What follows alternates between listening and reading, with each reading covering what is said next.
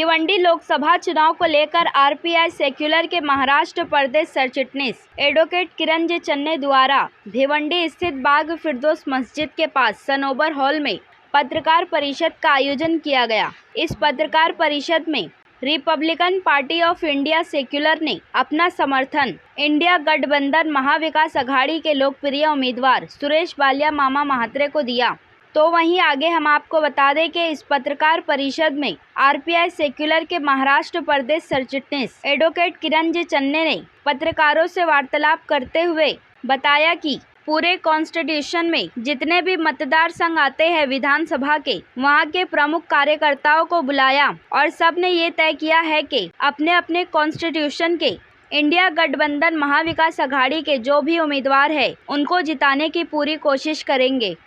हम यहाँ अपनी भूमिका स्पष्ट करते हुए आपको बताना चाहते हैं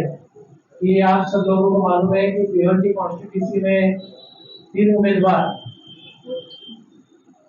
खड़े होने वाले हैं और जिनके ऊपर सभी मीडिया का और लोकसभा क्षेत्र में रहने वाले सभी जनता का ध्यान है। उसमें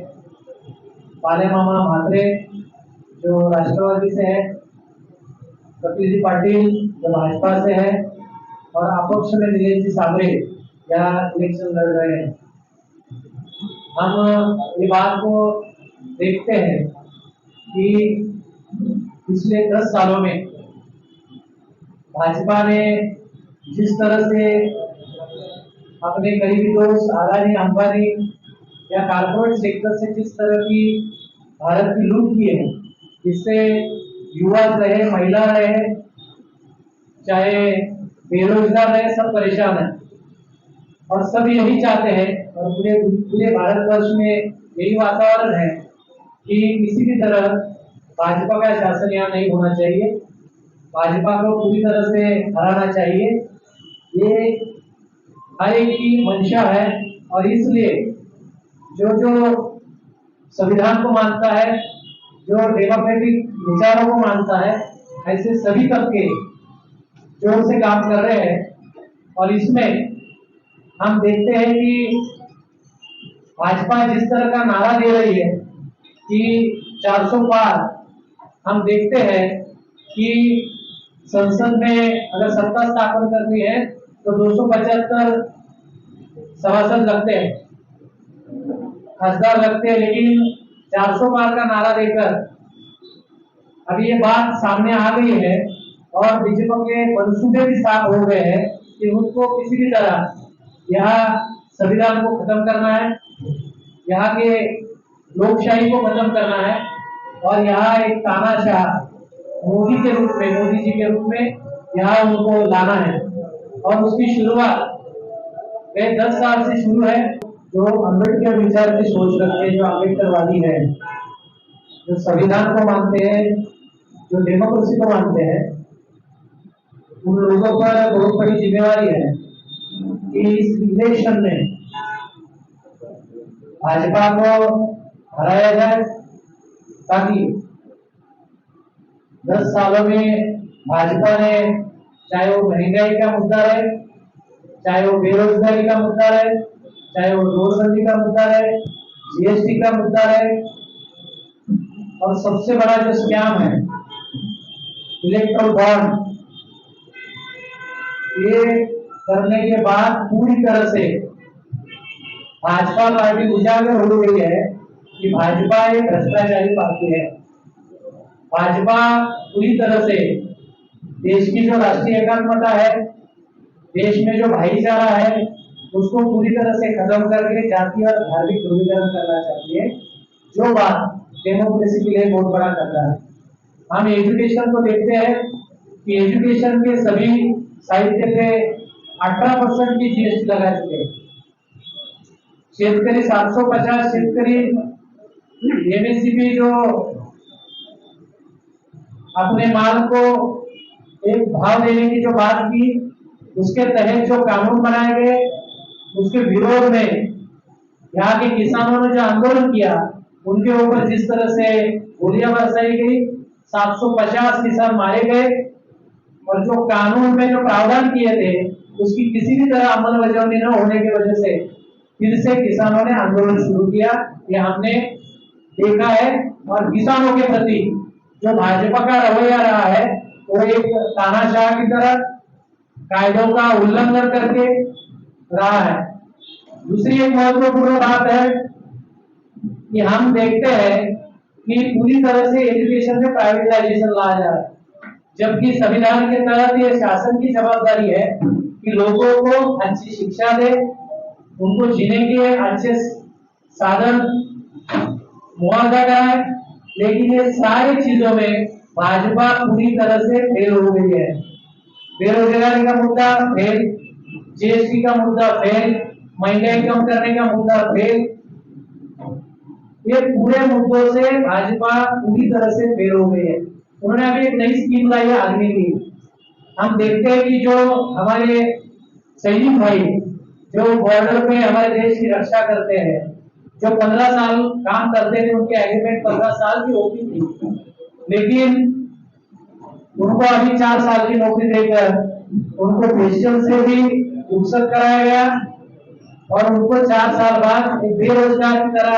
बाजू करने का काम कर रहे हैं। तो ये जो पूरी जो घटनाएं हो रही है ये अगेंस्ट ऑफ कॉन्स्टिट्यूशन है, ये कॉन्स्टिट्यूशन को वायलेशन करती है, ये मानवता के खिलाफ वाली चीजें है। इसलिए इसका विरोध करने के हेतु में हमने इंडिया आघाड़ी को गठबंधन को समर्थन देने के लिए आज की पत्रकार परिषद यहाँ बुलाई है। हम सोचते हैं कि किसी भी तरह वोटों का अगर विभाजन होता है तो उसका फायदा, वोटों के विभाजनों का फायदा ये भाजपा को होते आया है। वंचित की जो भूमिका रही है उस भूमिका का पिछले इलेक्शन में फायदा भाजपा को हुआ। उस बात को मद्देनजर रखते हुए महाराष्ट्र के सभी गठबंधन में काम करने वाले, बाबा साहब के विचारों से प्यार करने वाले और उनके विचारों पर कृतिशील चलने वाले ऐसी सभी विचारवंतों ने, सभी कृतिशील कार्यकर्ताओं ने, साहित्यिकों ने और जो जो समाज में काम करते सभी लोगों ने गए 3-4 महीने से पूरे महाराष्ट्र में विचार मंथन किया और सबने संकल्प किया। और उस तरह की बातमी आपने न्यूज, प्रिंट मीडिया में और इलेक्ट्रॉनिक मीडिया में देखी होगी। सबका कहना यही है कि कोई भी एक पार्टी, चाहे वो अम्बेडकरवादी पार्टी हो, चाहे वो बहुजनवादी पार्टी हो, बीजेपी को हरा नहीं सकती। जब इस देश को बचाने के लिए सोच रखने वाले, संविधान का सम्मान करने वाले, संविधान को बचाने वाले और सभी जाति धर्म को लेकर चलने वाले विचारधारा के लोग सब एक साथ आएंगे तभी हम भाजपा को हरा सकते हैं। इसलिए हमने इस मुद्दे को मद्देनजर रखते हुए ये संकल्प किया है कि आने वाले इलेक्शन में कोई भी अम्बेडकरवादी पार्टी अगर अपना सीट खड़ा करती है तो उसको बाबा साहब को विचारों को मानने वाले जो वोटर्स है वो उनको वोट नहीं करेंगे, क्योंकि हम उनको वोट करते हैं तो वो वोट से जीतते नहीं बल्कि वो वोट काटते हैं और उसका फायदा भाजपा को होता है। इसलिए इंडिया गठबंधन आघाड़ी के जहां जहां कैंडिडेट खड़े हैं उनसे हम किसी भी तरह की राजनीतिक बार्गेनिंग नहीं कर रहे, लेकिन हमारा ये मंसूबा है, हमारी ये सोच है और हम उस बात को मानते हैं कि हमको किसी भी तरह इस देश के संविधान और लोकशाही को बचाना है। इसलिए हम इंडिया आघाड़ी गठबंधन को पूरी तरह से समर्थन करेंगे। हमारे हर बस्ती में जाएंगे, हर अम्बेडकरवादी, हर बौद्ध, दलित, अल्पसंख्यक समाज को समझाएंगे कि हमारे वोटों का बंटवारा नहीं होना चाहिए, क्योंकि हमको मोदी जी जैसे तानाशाह को रोकना है। इस देश में ये देश संविधान से चलेगा, ये देश लोकशाही से चलेगा, संविधान में जो प्रावधान है उसके तहत ये देश चलेगा और उस बात को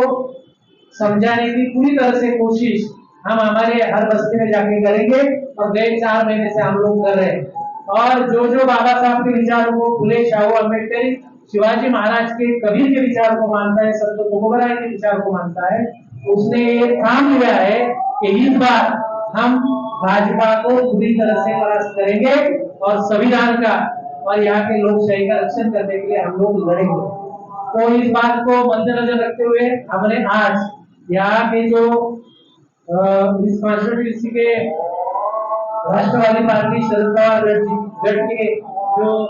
सुरेश म्हात्रे, जिनको हम पाल्या मामा के नाम से जानते हैं, उनको आरपीआई सेक्युलर पूरी तरह से समर्थन देता है और उनकी जीत के लिए जो भी प्रयास करने पड़े वो प्रयास हमारी ताकतों के साथ हम करेंगे और हम वोटों का बंटवारा नहीं होने देंगे। ये भूमिका स्पष्ट करने के लिए